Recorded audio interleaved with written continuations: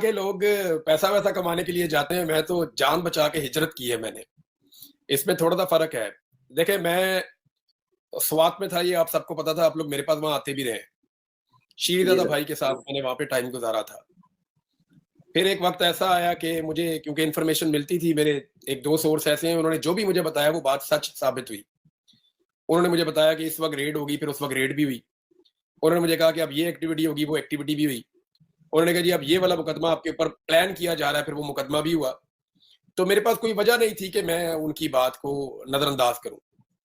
मुझे जब उन्होंने बताया कि अब ये तुझे अ, एलिमिनेट कर देंगे या जान से मार देंगे, तेरी जान को खतरा है, जैसे कि अरशद शरीफ को ये इन्फॉर्मेशन मिली थी, देन ही लेफ्ट।